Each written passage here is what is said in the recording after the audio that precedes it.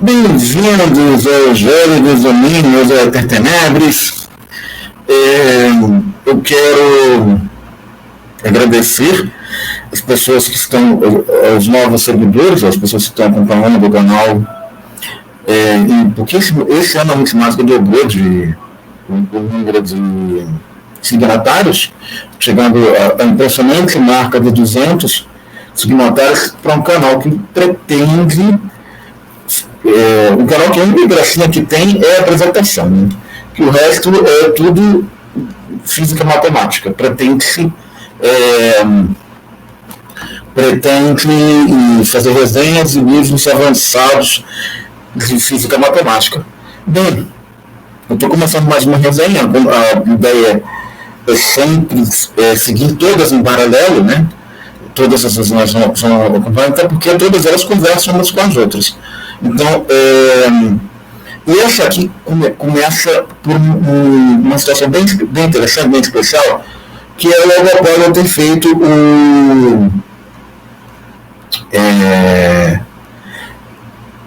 as atividades formativas do verão lá do CBPF, o professor ter liberado, a equipe lá do professor ter liberado o mini curso que eu ofereci.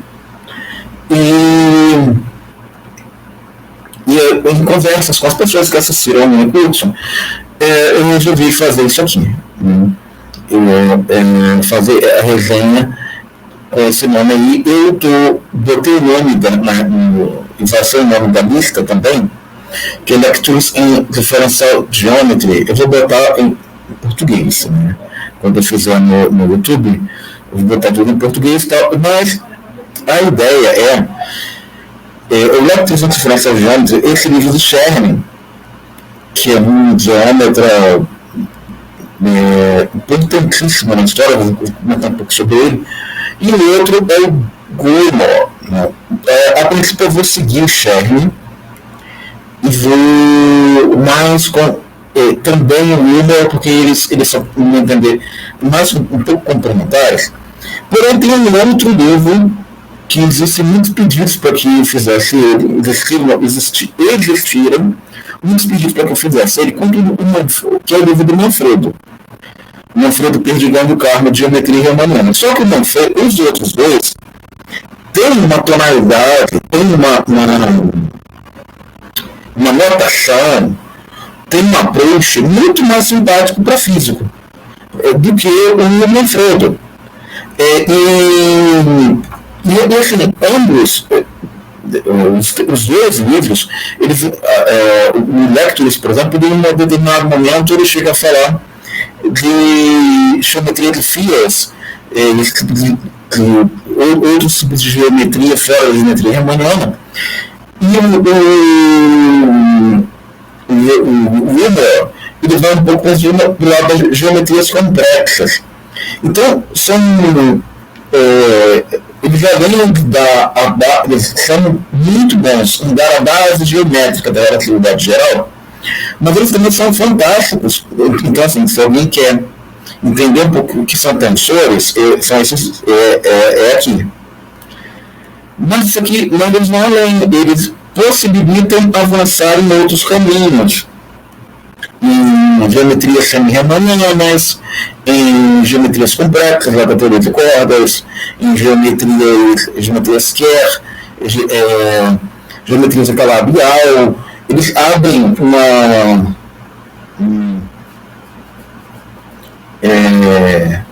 um leque de possibilidades que tem todo o interesse de tratar aqui. Então, todo esse leque não vem no momento, até mesmo em geometrias fractais, né? Mesmo que esse leque não venha em nenhum momento a se transformar em algum artigo, alguma coisa do tipo, mas é uma perspectiva que a gente quer avançar. Então, o Manfredo acaba ficando um pouquinho de lado, e pelas minhas próprias limitações de enfrentar. Eu tenho ele aqui, não aparece quando eu estou com, né? Mas eu tenho ele em cópia física, na verdade foi uma foto da minha cópia, dessa cópia que eu estou com ele aqui em mãos, e uma coisa que eu pretendo fazer de acordo com o tempo, resolver os exercícios do Manfredão. Mas também do Wilber, até porque o Shen e Lana, eles não têm exercícios. Né?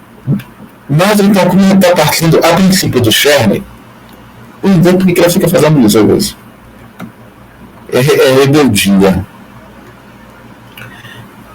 Bem, acho que agora ele estabilizou, né? O presente livro, eu vou apresentar um pouco o Shen. O presente livro é uma tradução e uma expansão de um texto introdutório baseado em uma série de palestras proferidas na Universidade de Pequim, República Popular da China, em 1980, por um renomado líder em geometria diferencial, S.S. Shen. O texto original em chinês resultou dos esforços de vários colegas e, em sua forma final, foi compilado por Wei Wan Shen, que é o segundo autor, né, da Universidade de Pequim. A versão final dessa tradução para o inglês foi realizada pelos abaixo-assinados sob a orientação do Shen. Ela foi revisada a partir do rascunho preliminar de Hunqi Shen, que foi preparado sob a supervisão do professor Bell, da Universidade de Berkeley. Na opinião do Shen, o momento é propício para que a disciplina de geometria de Finzer, faria que você fala Fields, né? É Finzer. Eu me confundi mesmo. Ocupa uma posição mais proeminente nos círculos universitários de geometria diferencial básica. Ela já foi mencionada por Riemann em seu famoso discurso de habilitação em 1854. E sua relevância para o cálculo das variações foi facultada por Hilbert em sua palestra de 1900 em Paris. Desde o trabalho da tese de Finzer, em 18, o assunto passou por muitos desenvolvimentos importantes, mas faltou o tipo de coerência que caracteriza a geometria riemanniana. Alguns trabalhos recentes notáveis mostram, entretanto, que o ponto de partida mais natural da geometria riemanniana é a configuração mais geral de Finzer, e que muitos... Eu sempre tenho... Eu nunca consigo entender, porque quando eu pego as coisas e boto para cá, elas ficam um pouquinho bugadas. Não estava bugado na minha versão. E que muitos dos belos e profundos resultados de geometria riemanniana têm contrapartidas finzerianas. Então, esse é um pouco o motivo de eu estar interessado em fazer esse artigo, por causa da geometria finzeriana, que tem um lado, uma importância na atividade grau, e é um negócio que quase ninguém sabe, nem mesmo professores. O próprio Shen começou a seu trabalho em na década de 40 em colaborações com Bauer é o cara das oscilações acústicas, né? Deu início a etapas cruciais e abriu caminho para essa pesquisa. Em vista desses desenvolvimentos, o novo e extenso capítulo preparado por Lamy e Shen sobre geometria de Finzer, é o capítulo 8, foi adicionado.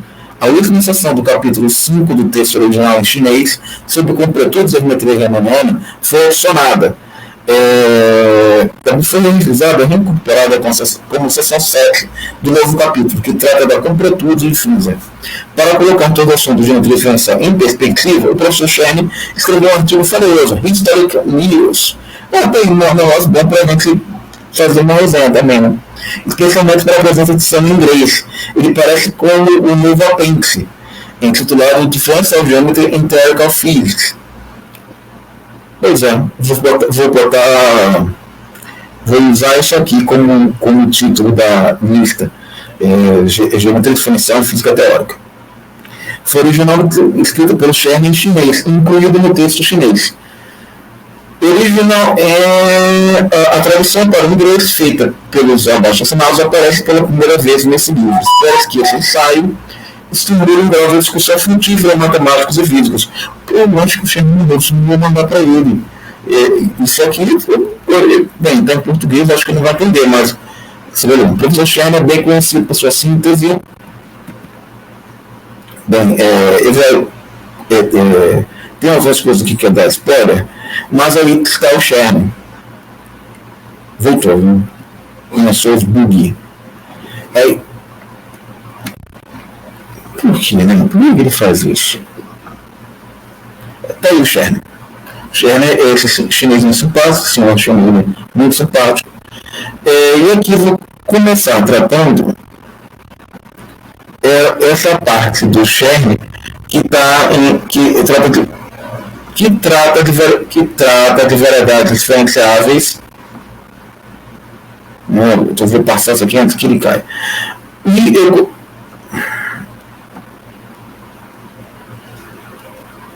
não quero, é rebelde. Então vamos lá.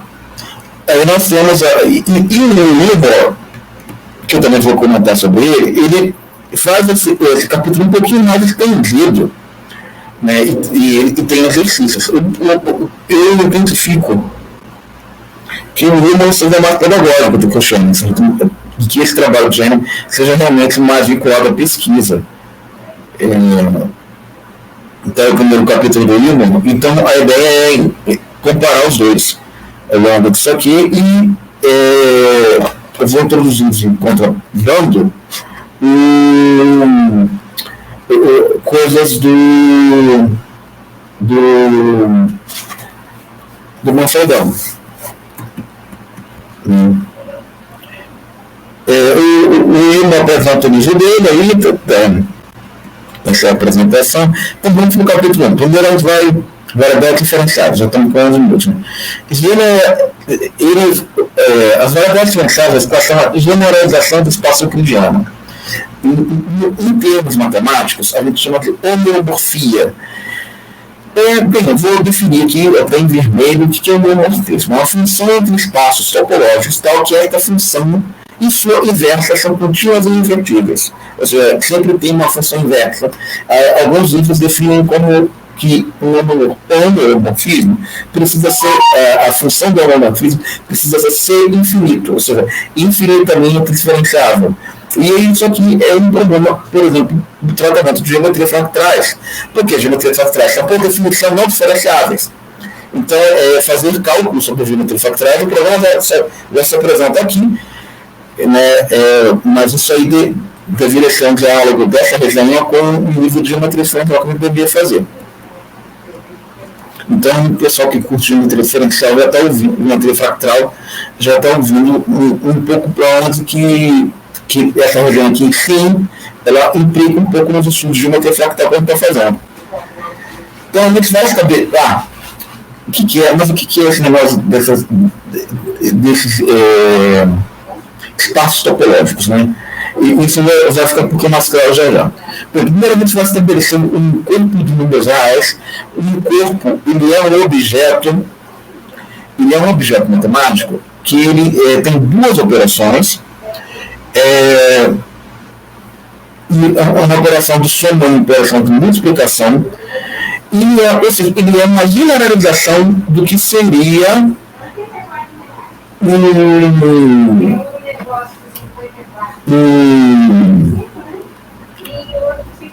vocês estão ouvindo aí a minha mãe falando sobre a avó, que ela vem da avó, então vocês, por favor, não me reparem.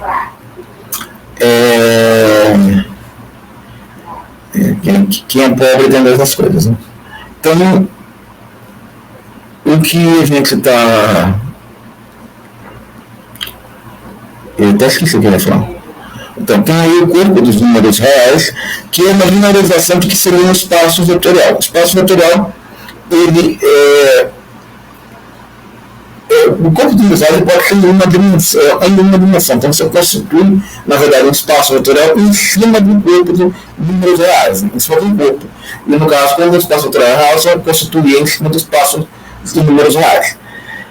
Mas então, poderia ser uma linha, que seria lá o que a gente chama de análise da reta. Mas o corpo são duas operações em que elas têm aquelas perspectivas, aquelas condições do espaço de números reais, mas não é uma operação de subtração e uma operação de multiplicação por escalar. São uma de adição e outra de multiplicação por ele mesmo. Então, essa é a diferença, né? Porque como a gente não está lidando com uma coisa de mais dimensões, então a multiplicação por escalar acaba sendo uma multiplicação por um outro membro do espaço real. Então, ele nesse sentido que eu estava falando que ele seria uma generalização, mas na verdade ele não é nem uma generalização, ele é o caso mais simples dos espaços vetoriais. Né?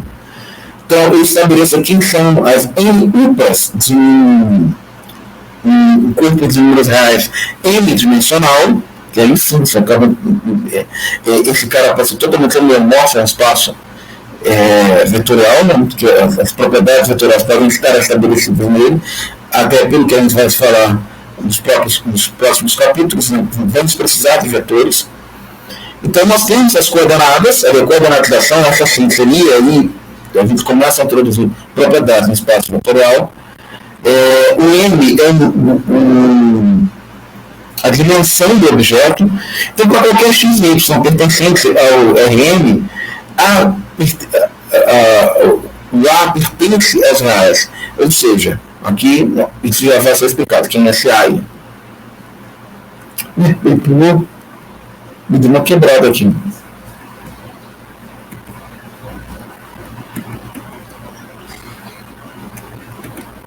Existe um A que pertence aos... Ele pulou na transparência, não estava assim. Para qualquer XY Rn, existe um A que pertence aos reais. Aí era para continuar essa demonstração. Bem, o que eu estive falando que era... isso que é interessante. Eu não achei que ficou muito claro na leitura do Sherman o que era um espaço topológico. Os livros do INPA, eles explicam isso muito bem. Porém, eu vou ter que falar um pouco aqui do que é um espaço topológico para poder exatamente em cima dele construir uma variedade diferente, uma estrutura de variedade diferenciável. Então, uma estrutura diferenciável F de classe CK, onde a classe pode ser de 1 a infinito, ou seja, CK, o K é o número de vezes que essa função é derivável, é localmente euclidiana e localmente euclidiana, ou seja, ela é localmente indistinguível dos espaços euclidianos. E é uma coleção de coordenadas, de sistemas de coordenadas, o alfa phi alfa, tal que o alfa pertence a I. E você tem uma união de alfas, o número alfa desses espaços, dessas coordenadas, que isso cobre toda a variedade, ou seja, é uma forma de escrever essa coordenatização. Ela atinge todo o N, que é a variedade em inglês, é manifolds, né? O produto, a composição das funções φ alfa e φ menos 1, ela está dentro da classe CK de funções para qualquer alfa e beta pertencente aos inteiros, e a coleção maximal, né? Ela é com respeito às duas, ou seja, você tem que essas duas condições, elas são para todos os pontos da variedade. Então não tem nenhum ponto certo no sentido de que as coordenadas são infinitas, não seriam capazes de se escrever. Todos os pontos são bem comportados, ou seja, isso aqui é uma condição de bom comportamento, uma condição que impede a existência daquilo que a gente chama de singularidades. Então, o phi é chamado de uma carta, eu estou traduzindo, né? E essas seleções são complicadas. O Manfredão, ele chama manifolds de coletor. Eu nunca tinha visto isso, por isso que eu falo que é um livro mais voltado para matemáticos, e esse aqui é um negócio para físico-matemático. Então, tem uma diferença em lidar com essas coisas, né? Não é igual. Então, vocês precisam realmente tomar algum cuidado. Então, essas cartas que a gente chama que é o conjunto de todas as coordenatizações possíveis, elas pertencem à estrutura diferencial. Então, é em cima delas que a estrutura diferencial fica edificada, bonito isso, né? Fica edificada. Então, para generalizar a condição de diferenciabilidade, existe uma função de Rn em R, ou seja, é uma função que pega o vetor em dimensões e me leva num escalar. E essa função dada por este limite, né, onde você tem um incremento H, e esse incremento H tem que ir a zero. Ou seja, isso aqui equivale a você definir uma estrutura de diferenciação em cima da variedade, e que a partir daí, então, a gente começa a poder estabelecer, fazer um cálculo diferencial em cima dela. Então, a carta corresponde a essa composição de uma função φ e do seu respectivo inverso, dessas duas composições, né? E a composição ela é abeliana. Você tanto pode compor de um lado, depois voltar, como voltar e depois compor do outro. Então, ambas pertencem à estrutura CK e todas pertencem à estrutura diferenciável F0. Com isso, a gente pode estabelecer a primeira definição, que é a primeira definição do nosso amigo Wilhelm, né? A primeira definição lá do... Né? Uma estrutura diferencial desdimensional, ou diferenciável, variedade diferenciável, né? Que às vezes é nessa definição, quando o Manfred faz que ele usa a expressão coletores, de classe CK, um par em F, ou seja, ele é um espaço topológico, né? E F é estrutura diferenciável constituída em cima desse espaço topológico. É localmente um espaço euclidiano, ou seja, é indistinguível, assim como a superfície da Terra. Localmente ela é plana, né? E globalmente ela é curva, né? Então, para que a gente possa estabelecer um cálculo diferencial, a gente vai precisar estabelecer planos tangentes, e isso aqui é uma forma de se constituir, ou retas tangentes, né, constituir essas estruturas tangentes locais, por isso que localmente ela é equivalente a um espaço euclidiano. Por isso que localmente ela é equivalente ao espaço euclidiano. Então, assim é que o Wilhelm faz essa construção. Essas condições que eu estabeleci, que em geral elas estão ligadas com a forma de uma topologia, como se dá uma topologia para um espaço. O Wilhelm, então, essa forma que o Wilhelm faz, ela é um pouco mais genérica, porque o nosso amigo Scherner, ele já faz uma forma que a gente chama de imposição de uma topologia métrica, onde ele estabelece um elemento de linha que é dado por essa forma aí. Isso é uma forma de se medir distâncias entre dois pontos dentro da variedade. E essa topologia métrica, equivalentemente àquela estrutura que a gente mostrou, ela vai ter também propriedades que precisam ser estabelecidas em cima da métrica, que é a métrica que vai estabelecer, em cima dessa métrica, é que a gente vai ter estabelecido o que é local. O interessante dessa forma de pensar, dessa forma de construir uma topologia, em cima de estruturas métricas, é que aqui fica mais claro como você consegue mensurar mais precisamente o quão local é uma determinada, qual é o limite de localidade, ou seja, em que momento o plano ele passa a descolar, até que momento você pode dizer que esse plano que você está construindo, que tem que ser tangente, para poder fazer o cálculo vetorial ali em cima e mapear a variedade, depois estender isso para toda a variedade, o quão grande qual a magnitude desse plano, né? Então a gente consegue estabelecer isso. Nós temos essa inequação para todo x e y, que está ligado a triangular, né? Você constitui triângulos em cima dessa variedade. E, finalmente, nós estabelecemos as tais bolas abertas.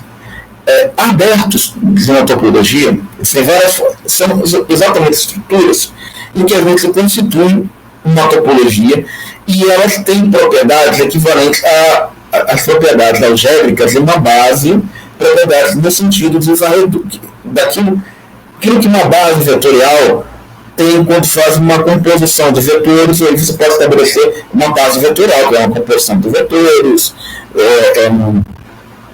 uma combinação linear, linearmente independente, essa coisa toda. A base ela é equivalente a isso. Ela é equivalente a essa construção de símbolo espaço vetorial. E, como disse, a localidade, essa condição da bola aberta, ela é exatamente o que determina para a gente o tamanho da vizinhança, porque essa métrica ela tem que ser menor do que R.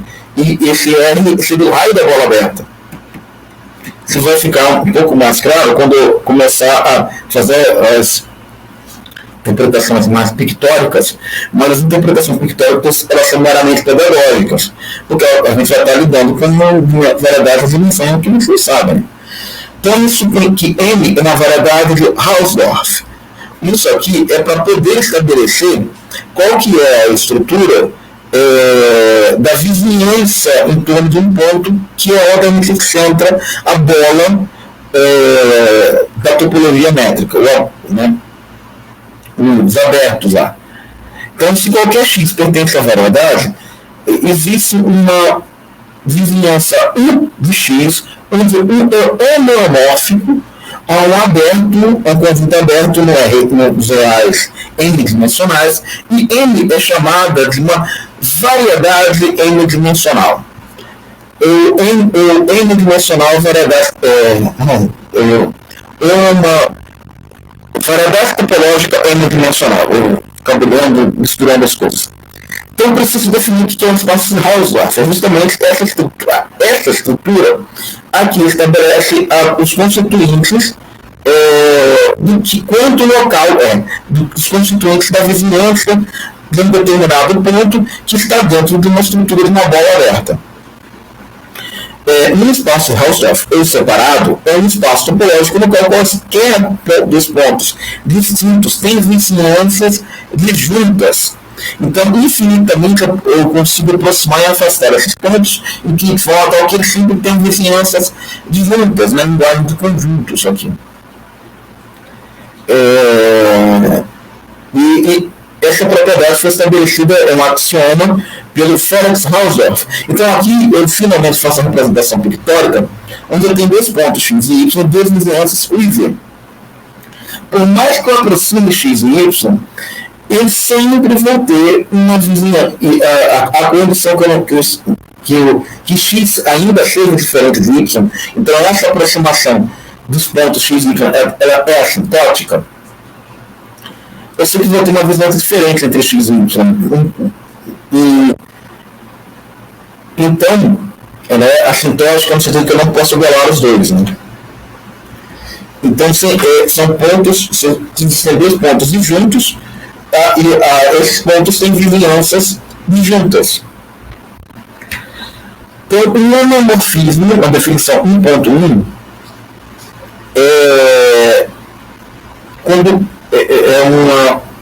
quando a gente pega as cartas de Euler abertos e leva os abertos uma função φ de 1, onde o φ de 1 é um aberto, uma topologia Rn. Então isso dá uma carta de coordinatização, que são os abertos, e que, no caso os abertos aqui são gerais, né? No caso da topologia métrica lá do Willmann, são as bolas abertas, cada bolinha. Ou seja, a topologia métrica tem um trabalho no livro do Elon que trata só de topologia métrica.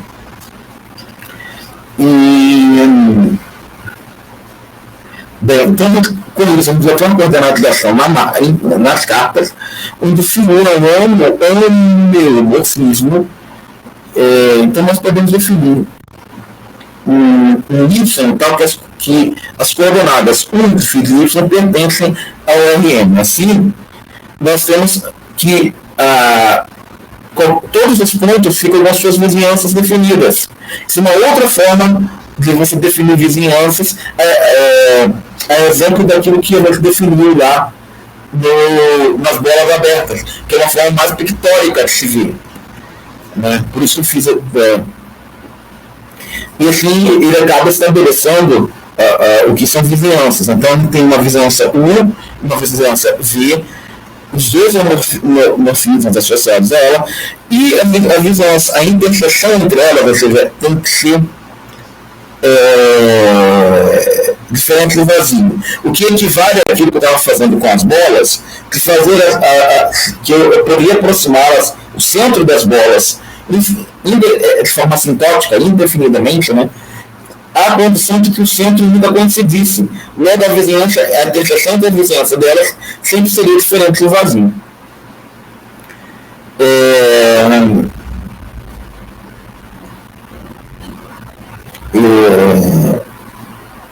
Exatamente o que eu falei, né?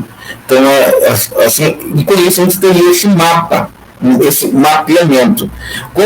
Ou seja, eu sempre tenho que aqui ele está se pegando no que existe em comum entre as vizinhanças dos dois pontos. Na outra tipologia, eu estou pegando o que existe de diferente. Né? Que aí as vizinhanças elas teriam que ser diferentes umas das outras, como aqui também tem que ser. Porque senão você não é uma vizinhança disjunta, é a mesma vizinhança, se os pontos coincidem, ou seja, eu tenho que primeiro estabelecer que os pontos centros das bolas dos abertos, eles são diferentes entre si, ainda que possa ter pontos de vizinhança em comum, sempre existe a vizinhança como um todo é sempre diferente.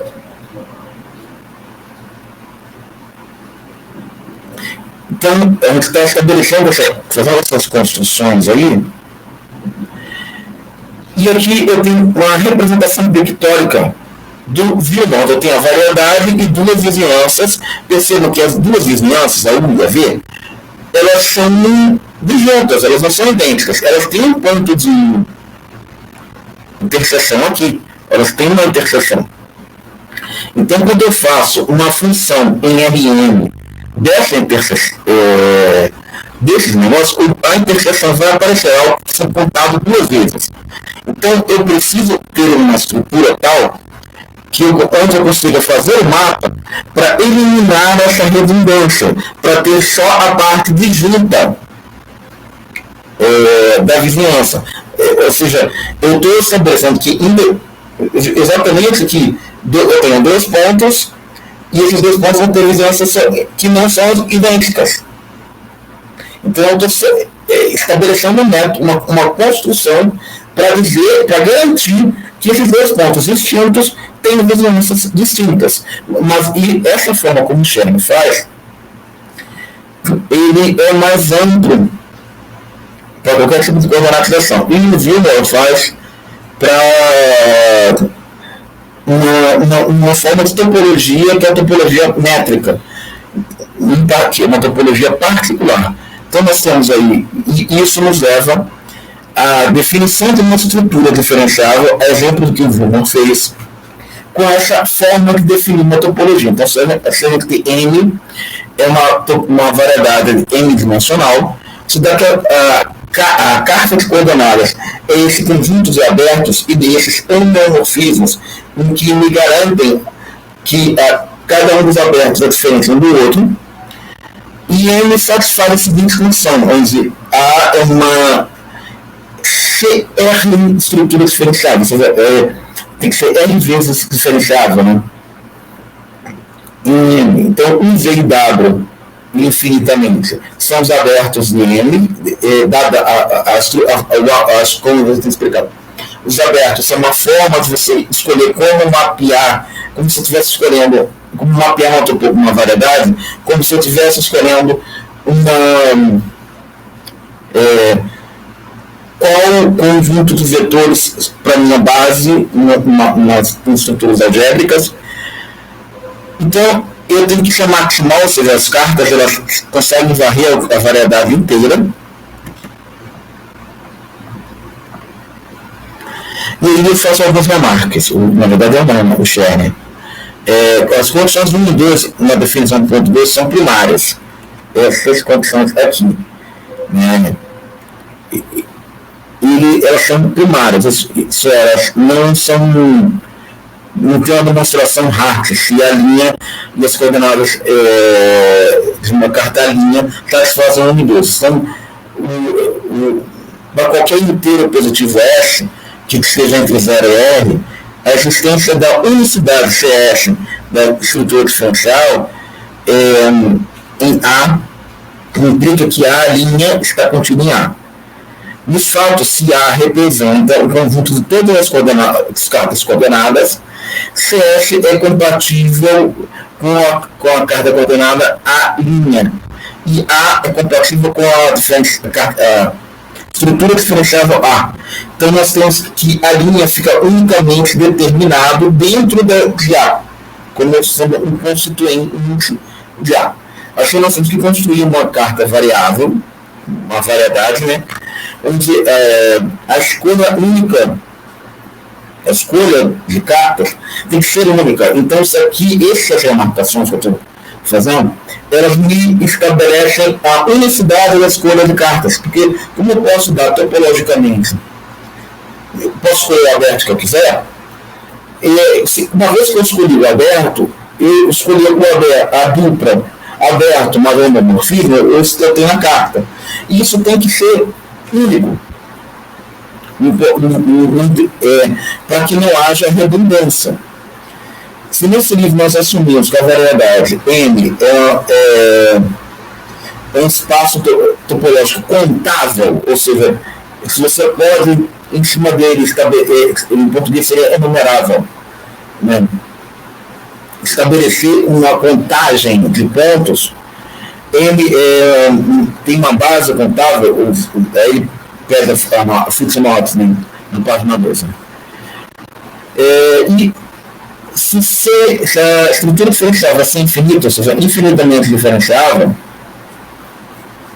para uma dada variedade, essa dada variedade M é chamada uma variedade suave, sem problemas, sem singularidades, sem bicos. Então, eu tenho aqui os axiomas necessários para começar a fazer o cálculo diferencial ali.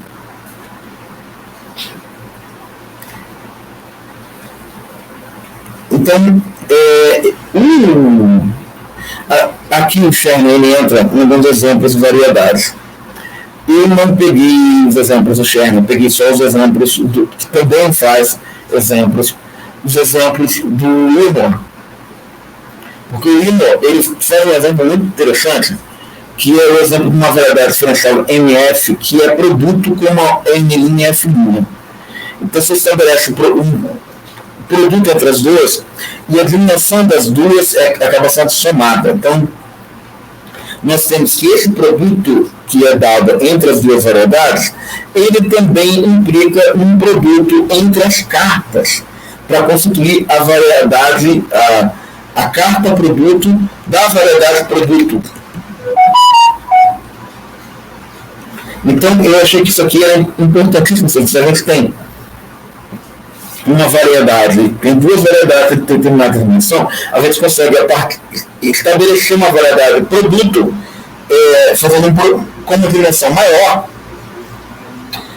fazendo um produto delas, tem que definir como é que é esse produto, né, e aí a gente chega numa variedade de dimensão maior, em que ela é semelhante ao RD cross RD. Então, nós vamos ter também uma estrutura. Então, tendo essas duas variedades, tendo a estrutura de cartas, a estrutura diferenciável montada em cima delas, se a gente faz o produto delas, a variedade do produto também reproduz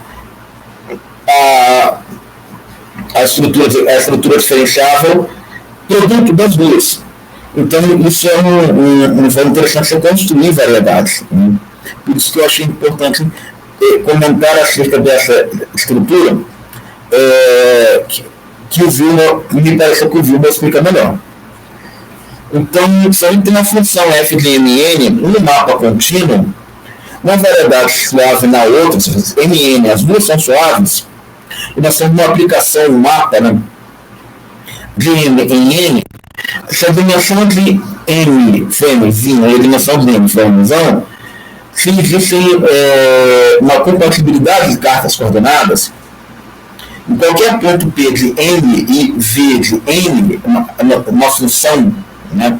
Então nós temos que o homomorfismo de uma também é reproduzido pela aplicação em outra, então é mapeado, né, pelo mapeamento na outra. Então aqui eu estou estabelecendo um tipo de equivalência entre as variedades. Né? Se C infinito é um ponto V P, o mapa F é chamado de C infinito para o ponto P. Se o mapa F é infinito, o ponto P em M, nós dizemos que F é um mapa suave, tanto de M em N, ou seja, ele consegue pegar a variedade X e a estrutura diferenciável de N e arrastar para N, mapeá-la toda em N. E outra definição, então nós estamos definindo variedade de produto, agora estamos definindo como mapear uma variedade e sua coordenação em outra.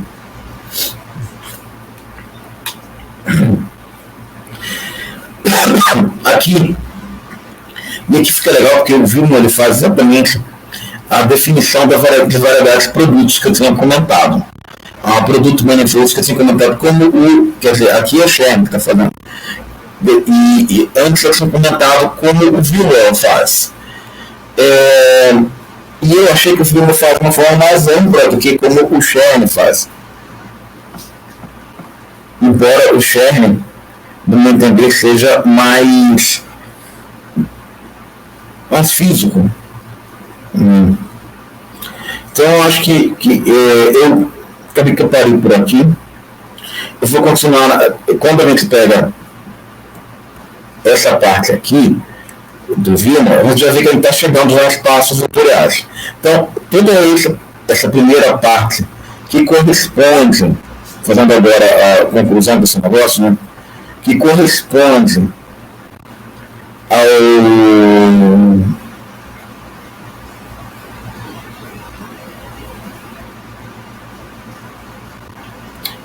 que corresponde aos axiomas que vão possibilitar construir espaços tangentes em qualquer variedade. Planos tangentes, espaços tangentes, como eu tinha dito aqui no iníciozinho,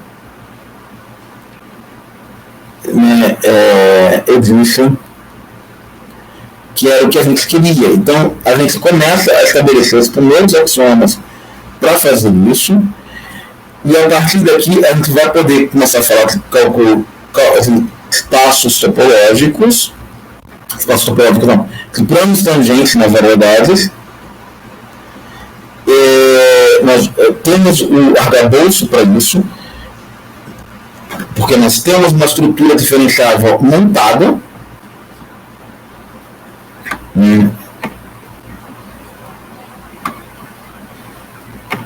Nós começamos a ter aqui uma estrutura diferenciável montada, e essa estrutura diferenciável, ela fica, ela está montada aí, né? E a partir daqui a gente começa a ter, eu estou querendo achar um slide em particular, mas eu não está colaborando. Que os dados que eu falava do Vilma, que eu falava dos autores, né?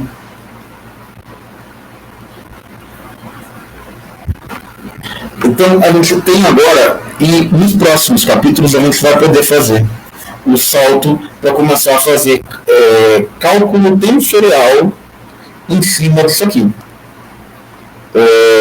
Em cima do que seria do que esses espaços tangentes e tudo mais.